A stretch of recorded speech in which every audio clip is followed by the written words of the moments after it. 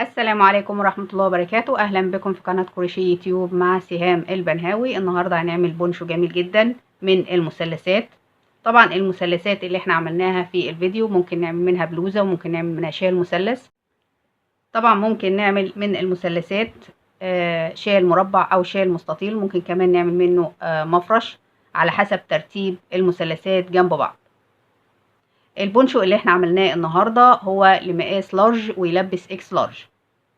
كمية الخيط اللي احنا استخدمناها،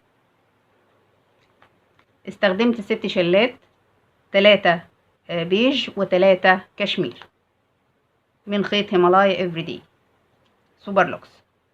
معاه ابرة رقم 3.5. انا عندي ضلع المثلث بيساوي 18 سنتي. 18 سنتي ضلع المثلث 18 سنتي. احنا بنشتغل البونشو على دوران الجناب زي ما احنا شايفين كده 58 سنتي. ده كده نص دوران الجناب للبونشو، نص دوران الجناب للبونشو. انا اشتغلت المثلث 18 سنتي، فانا عندي هنا 3 مثلثات 18 في 18 في 18 زائد عندي هنا اطار بنشتغله اداني 4 سنتي، 2 سنتي من الجنب ده و2 سنتي من الجنب ده، فالنهاية 58 سنتي نص دوران الجناب للبونشو. ونتابع مع بعض الخطوات. واللي اول مره تشوف اعمالي ما تنسيش تدوسي على الزرار الاحمر اللي تحت الفيديو وتدوسي على الجرس عشان يوصلك كل جديد، واي استفسار نكتبه في التعليقات.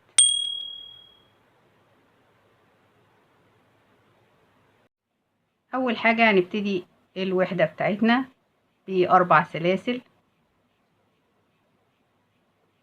1 2 3 4، وهنقفل في اول سلسله بمنزلقه، وهنرتفع سلسله وفي نفس المكان غرزه حشو،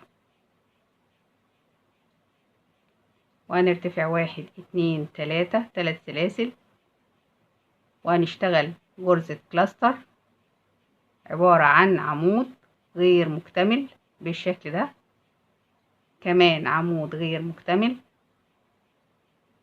نخرج من الحلقتين بالشكل ده وناخد ال3 حلقات مع بعض في غرزة واحدة. بعد كده 1 2 3 3 سلاسل، وندخل في الحلقة وناخد غرزة حشو، نرتفع 1 2 3 وناخد غرزة كلاستر كأننا بناخد عمود، بس بنخرج من الحلقتين بس، ونخرج من الحلقتين. يبقى معايا 3 حلقات على الإبرة اخدهم في حلقة واحدة، وارتفع 1 2 3 وادخل في الحلقة واخد حشو، وارتفع 1 2 3 وادخل جوه الحلقة واسحب الخيط. يبقى معايا 3 حلقات على الإبرة اخرج من حلقتين بس. بعد كده ادخل واخرج من الحلقتين بس، ما بكملش العمود. يبقى معايا كده 3 حلقات على الإبرة اخدهم في حلقة واحدة، وارتفع 1 2 3 واجي هنا في غرزة الحشو واخد منزلقة بالشكل ده. بعد كده ارتفع 1 2 3 4 بمثابة عمود بلفتين وسلسلتين مسافة، واخد عمود في نفس المكان. بعد كده سلسلتين، وعندي هنا حشو فوق غرزة الكلاستر، سلسلتين واخد عمود في غرزة الحشو،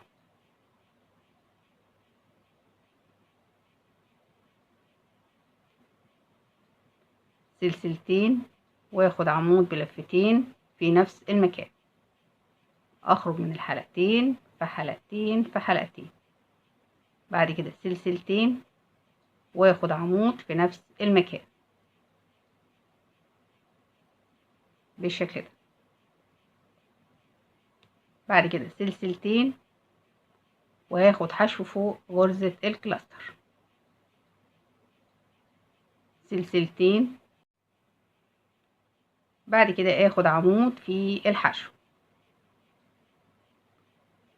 سلسلتين، واخد عمود بلفتين في نفس المكان، اخرج من الحلقتين في حلقتين في حلقتين.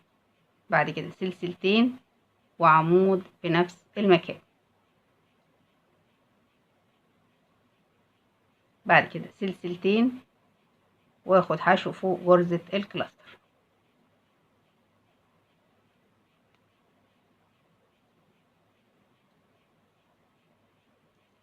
يبقى عندي في كل جنب عمود، سلسلتين، عمود بلفتين، سلسلتين، عمود، وبين العمود وغرزة الحشو سلسلتين، وبين الحشو والعمود سلسلتين بالشكل ده. انا عندي هنا في بداية السطر ارتفعنا 4 سلاسل وسلسلتين مسافة. هكمل الثلاث غرز. انا عندي هنا عمود، بعد كده عمود بلفتين، بعد كده عمود، فاضل اخر عمود. هرتفع سلسلتين واجي هنا في غرزة الحشو واقفل السطر بغرزة عمود.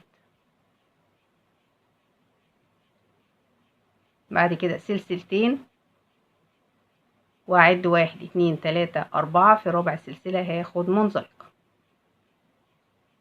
ده كده اتكون عندي شكل مثلث بالشكل ده.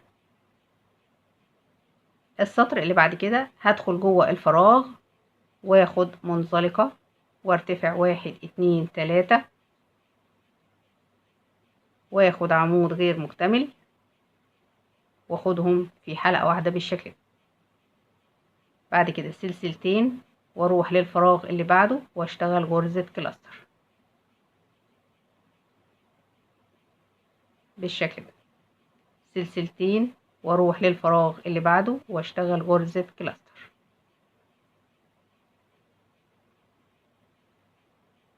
سلسلتين واروح للفراغ اللي بعده واشتغل غرزة كلاستر،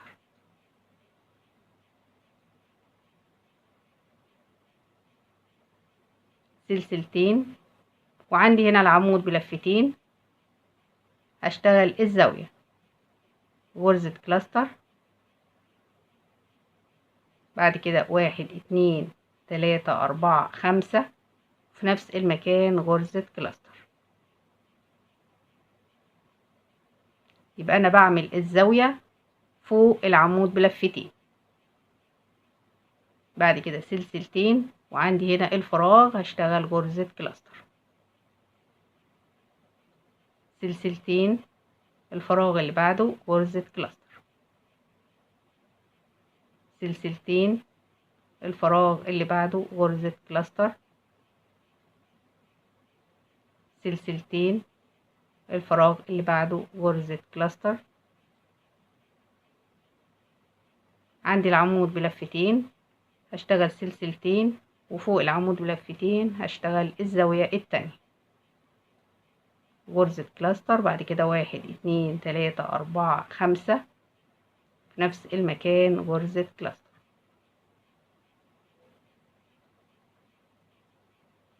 واكرر في كل فراغ غرزة كلاستر، وبين غرزة الكلاستر والتانية سلسلتين. اكمل وارجع لكم. وصلت لنهاية السطر. بعد كده سلسلتين وعندي هنا فوق ال4 سلاسل هشتغل اخر الزاوية غرزة كلاستر. بعد كده 1 2 3 4 5 في نفس المكان غرزة كلاستر. دي كده اخر زاوية. بعد كده سلسلتين. بعد كده هقفل في اخر السطر. عندي هنا فوق غرزة الكلاستر هقفل بمنزلقة بالشكل ده.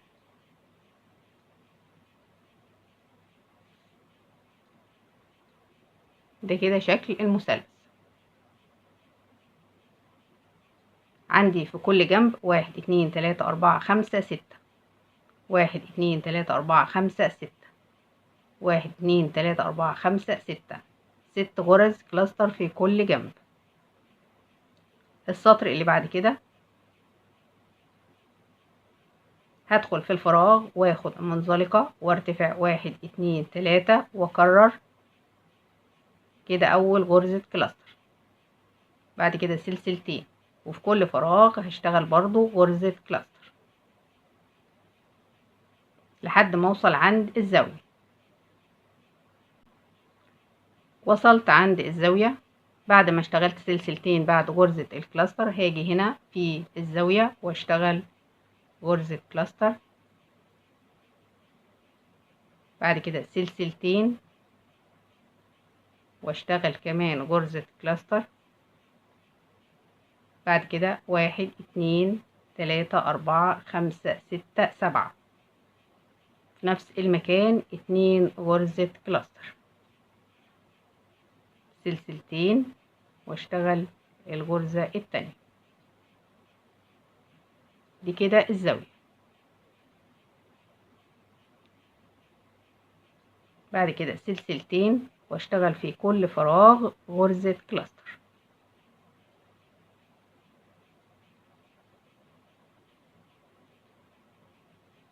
بالشكل ده. زي ما احنا شايفين كده احنا عملنا زاويتين، فاضل الزاوية الأخيرة. هاخد سلسلتين وهاجي هنا في الفراغ واشتغل غرزة كلاستر، سلسلتين وفي نفس المكان غرزة كلاستر. بعد كده 1 2 3 4 5 6 7 واشتغل في نفس المكان غرزتين كلاستر. يبقى المجموع في الزاوية 4 غرز كلاستر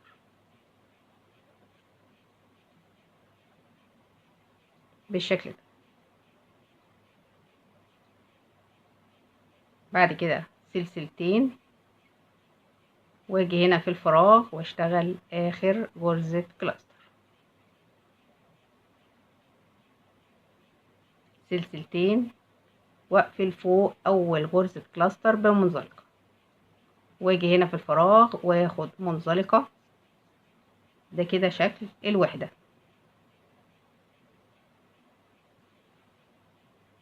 زي ما احنا شايفين كده عندي هنا في كل جنب 9 غرز كلاستر، 1 2 3 4 5 6 7 8 9 في كل جنب 9 غرز كلاستر. هرتفع 1 2 3 وفي نفس المكان هشتغل غرزة عمود. بكده اول غرزة كلاستر في السطر. بعد كده سلسلتين برضو هشتغل في كل فراغ غرزة كلاستر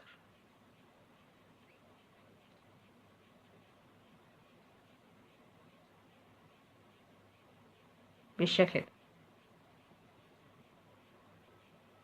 زي ما احنا شايفين كده انا عملت زاوية وهنعمل مع بعض الزاوية التانية. زي ما احنا شايفين كده بعد ما اشتغلت سلسلتين هاجي هنا في الزاوية واشتغل 2 غرزة كلاستر، سلسلتين واشتغل التانية. بعد كده 1 2 3 4 5 6 7 واشتغل برضو 2 غرزة كلاستر، وبين الكلاستر والتانية سلسلتين بالشكل ده. بعد كده سلسلتين واكرر في كل فراغ اشتغل غرزة كلاستر.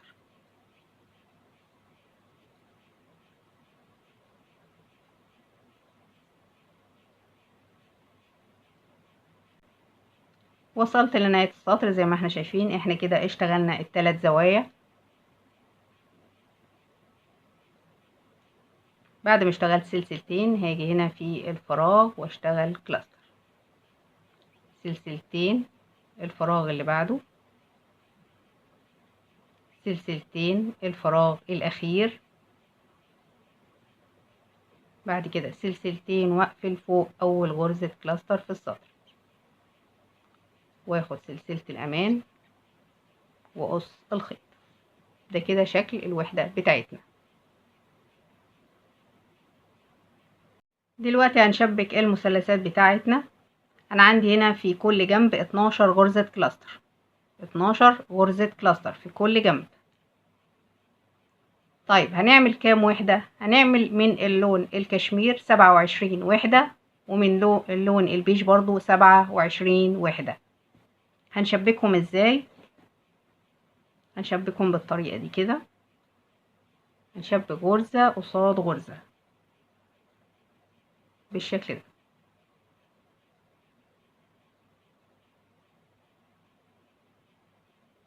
غرزة قصاد غرزة. بنحدد الخيط اللي احنا هنشتغله ازاي بالطريقة دي كده، 1 2 3.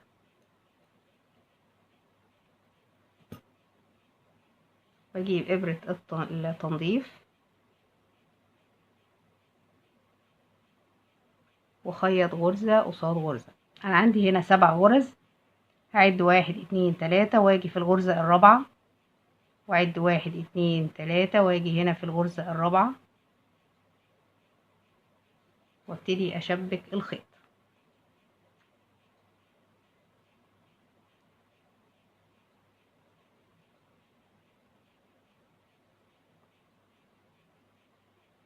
بعد كده أخيط غرزة قصاد غرزة.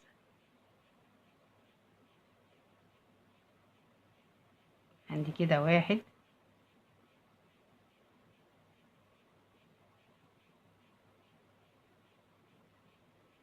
2 3. كده ال3 سلاسل اللي في الزاوية اللي في الجنب. بعد كده غرزة قصاد غرزة. شبكي بالطريقة اللي تريحك.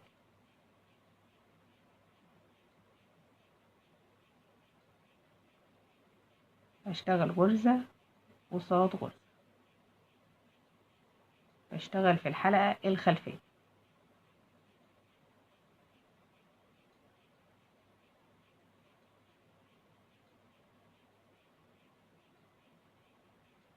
بالشكل ده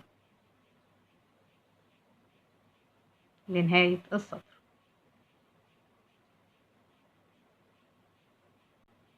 وصلت لنهاية السطر، وهاجي هنا عند السلاسل الجانبية اللي في الزاوية كده، 1 2 3 4. بعد كده بنضف الخيوط في ظهر الوحدة.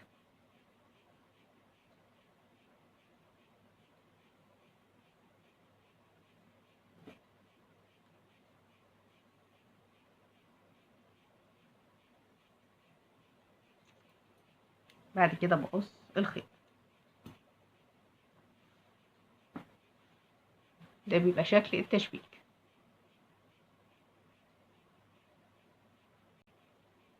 انا كده شبكت وحدتين، هشبك الوحدة التالتة برضو غرزة قصاد غرزة. وصلت عند الزاوية وهشتغل غرزة، التانية، التالتة، الرابعة مشتركة بالشكل ده، واقلب الشغل ونضف الخيوط.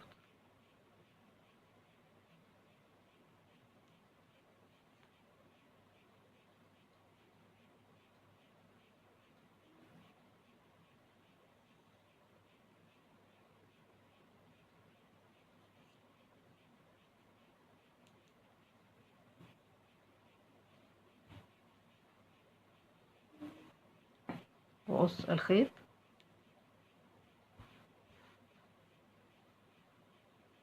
بالشكل ده.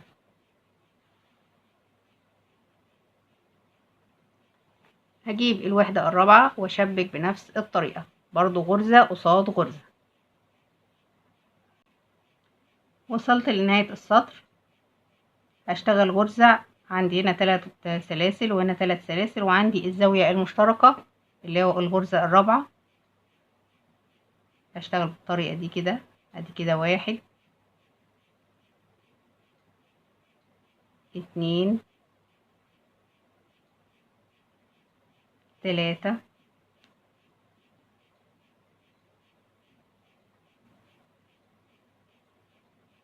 الغرزة الرابعة مشتركة بالشكل ده، وبقلب الشغل وبنضف الخيوط بتاعتي.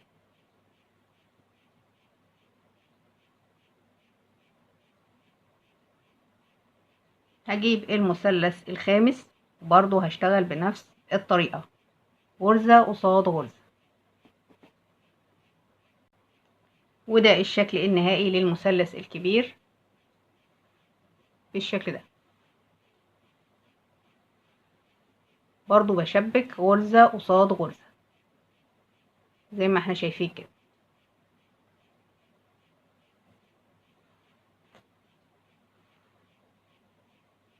انا عندي 1 2 3 4 5، الدور اللي بعده 1 2 3، الدور اللي بعده واحدة واحدة. الشكل التاني زي ما قلت لكم احنا عندنا 27 مثلث من اللون الكشمير و27 مثلث من اللون البيج.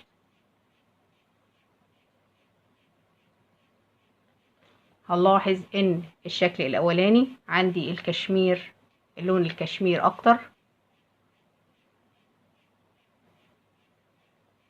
عندي الشكل التاني اللون البيج هو اللي اكتر زي ما احنا شايفين كده.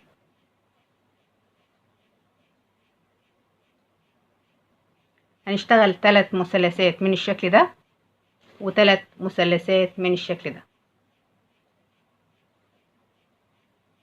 اكمل وارجع لكم.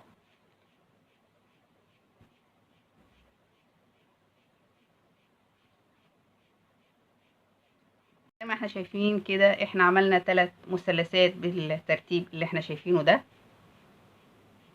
وزي ما قلت لكم التشبيك بيبقى زي السطور الاولانيه، يعني احنا بنشبك المثلث الاول، بعد كده بنشبك المثلث الثاني، بعد كده بنشبك المثلث الثالث،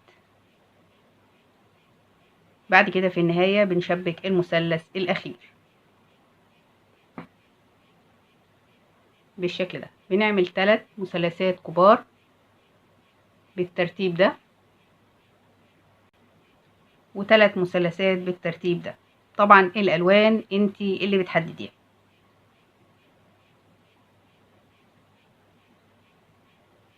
زي ما احنا شايفين كده.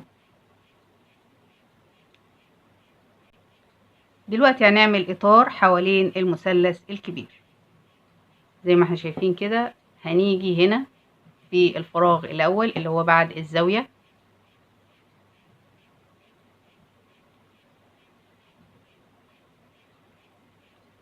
وهنربط الخيط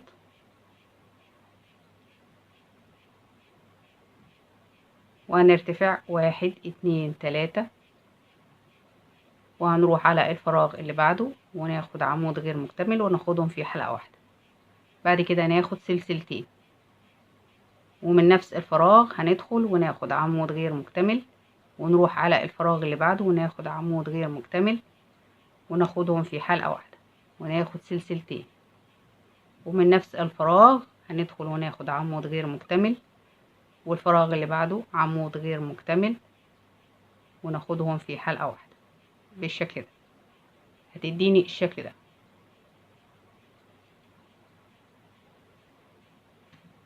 كمان مرة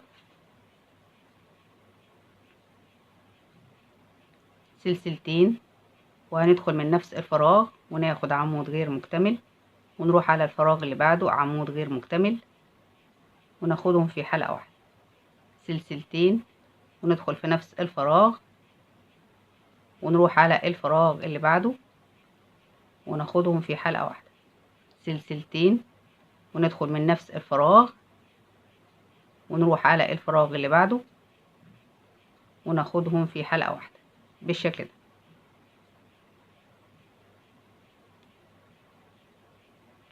كمان مرة سلسلتين، وندخل من نفس الفراغ اللي احنا نهينا فيه ونروح على الفراغ اللي بعده وناخد عمود غير مكتمل بالشكل ده وناخدهم في حلقة واحدة.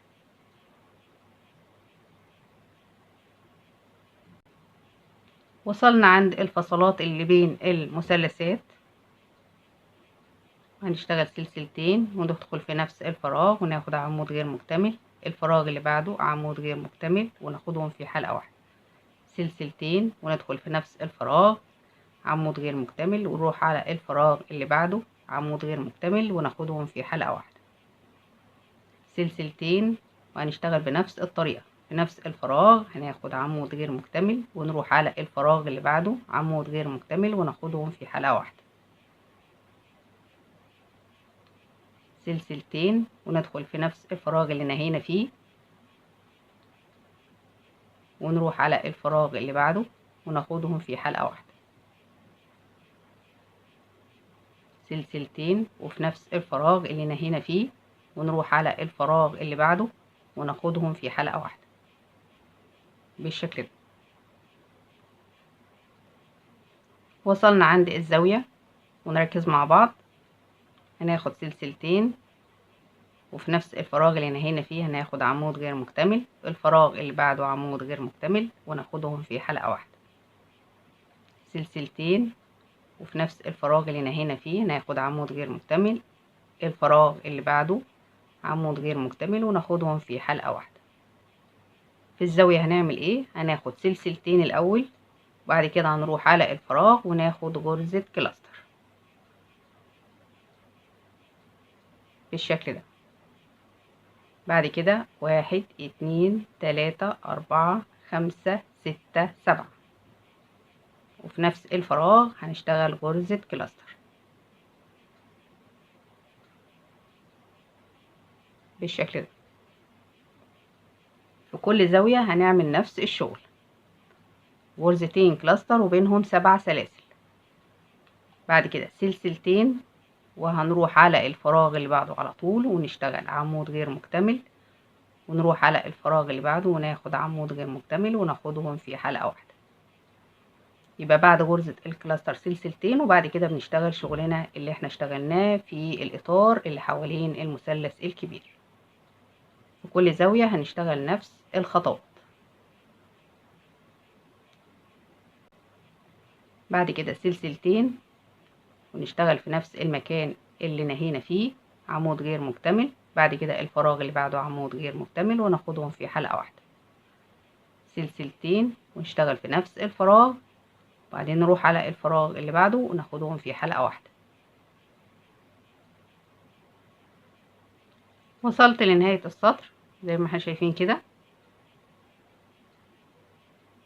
سلسلتين في نفس المكان اللي انا انهيت فيه والفراغ اللي بعده واخدهم في حلقة واحدة، سلسلتين، بعد كده اخر زاوية هشتغل غرزة كلاستر، عمود غير مكتمل، كمان عمود غير مكتمل واخدهم في حلقة واحدة وارتفع 1 2 3 4 5 6 7 في نفس المكان غرزة كلاستر بالشكل ده. بعد كده سلسلتين واقفل في تالت سلسلة من سلاسل الارتفاع بالشكل ده. انا كده نهيت السطر. بعد كده باخد سلسلة الامان واقص الخيط زي ما احنا شايفين كده. احنا عملنا الاطار حوالين الست مثلثات بالشكل ده.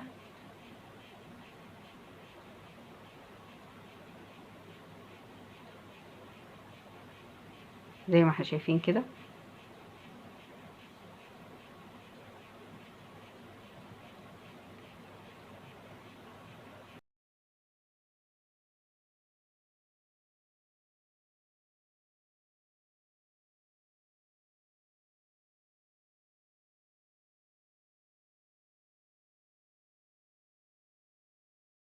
برضو هنخيط غرزة قصاد غرزة زي ما كنا بنشبك المثلثات الصغيرة، هتبقى بالشكل ده، هتبقى بالشكل اللي قدامنا ده. عندي هنا مثلث غامق اللي هو فيه اللون الغامق اكتر، وعندي هنا مثلث باللون الفاتح قاعدته لفوق اللي بالشكل ده كده، والمثلث الفاتح التاني هنخيط الجزء ده كده بحيث ان هو يبقى قطعة كبيرة. هنعمل المثلث التاني. عندي هنا الثلاث مثلثات، عندي هنا الجزء الفاتح في النص والجزء الغامق على الأطراف زي ما احنا شايفين كده. برضو الخياطة هتبقى من الأطراف، غرزة قصاد غرزة. ده هيبقى شكل البونشو. بعد ما خلصنا التشبيك زي ما احنا شايفين بالشكل ده كده،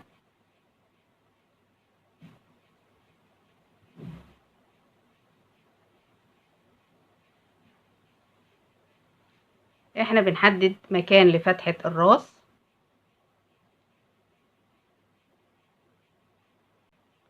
زي ما احنا شايفين كده احنا سيبنا فراغ التاني التالت الرابع الخامس السادس السابع الثامن، وفي التاسع فراغ حطينا الماركر.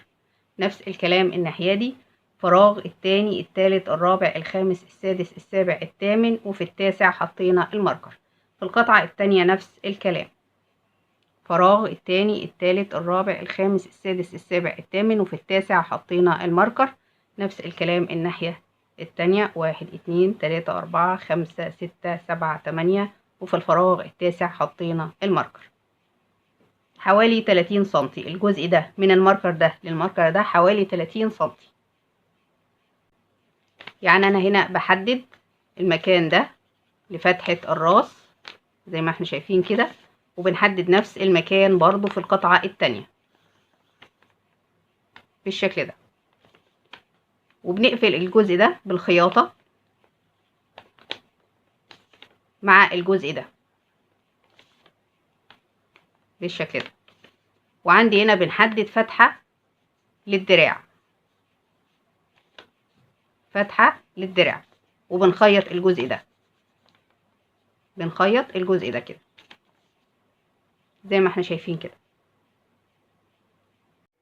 زي ما احنا شايفين كده احنا سيبنا فتحة للراس وقلنا حوالي 30 سنتي، وقفلنا الجزء اللي على الدراع، شبكنا بنفس تشبيك الوحدات بنفس طريقة التشبيك. بعد كده بتحددي فتحة للدراع وبتشبكي الجزء اللي تحت اللي هو على الجنب برضو بنفس طريقة التشبيك.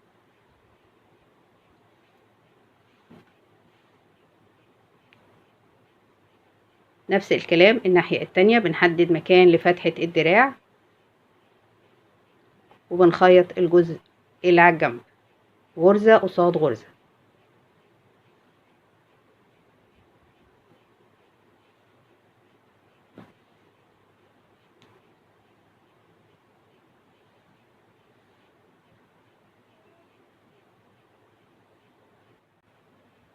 بعد ما خلصنا التشبيك عملنا سطرين حشو داير ما يدور حوالين الرقبة، غرزة فوق كل غرزة. انا عندي هنا 3 سلاسل ب3 حشو، عندي الكلاستر حشو والسلسلتين 2 حشو، الكلاستر حشو والسلسلتين حشو لنهاية السطر.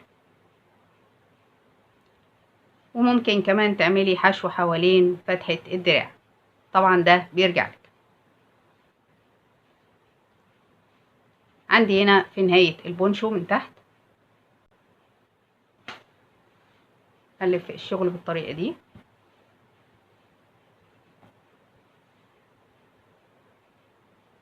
عندي هنا في نهاية البونشو من تحت من الظهر كده، وهشبك الخيط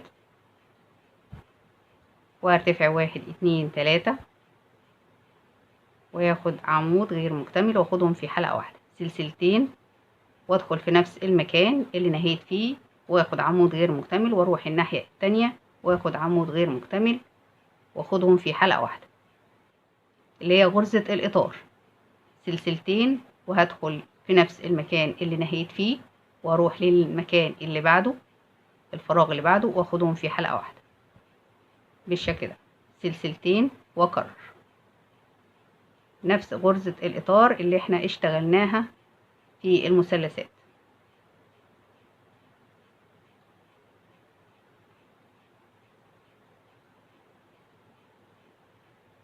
بالشكل ده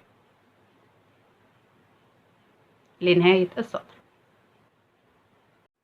وصلت لنهاية السطر زي ما احنا شايفين. بعد كده سلسلتين وادخل في نفس المكان اللي نهيت فيه، واروح للمكان اللي انا ابتديت فيه واخدهم في حلقة واحدة، واخد سلسلتين واقفل في تالت سلسلة من سلاسل الارتفاع بالشكل ده.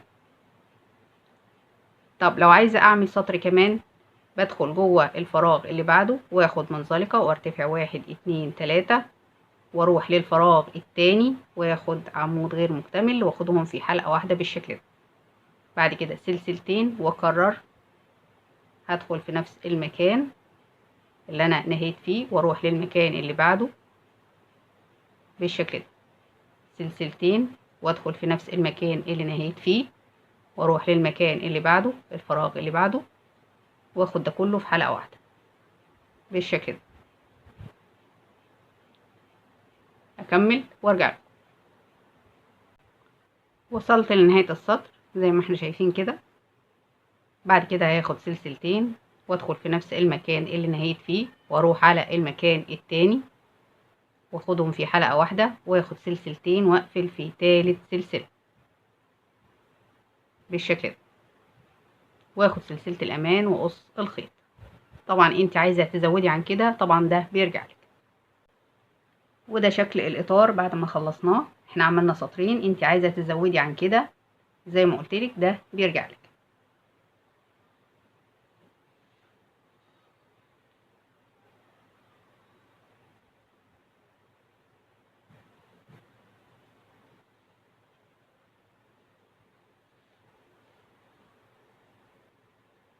دي كده الرقبة. وبكده البونشو بيكون خلص معانا، واتمنى يكون الفيديو عجبكم. واي استفسار نكتبه في التعليقات. ولأول مرة تشوف اعمالي ما تنسيش تدوسي على الزرار الاحمر اللي تحت الفيديو وتدوسي على الجرس عشان يوصلك كل جديد. اشوفكم على خير، مع السلامة.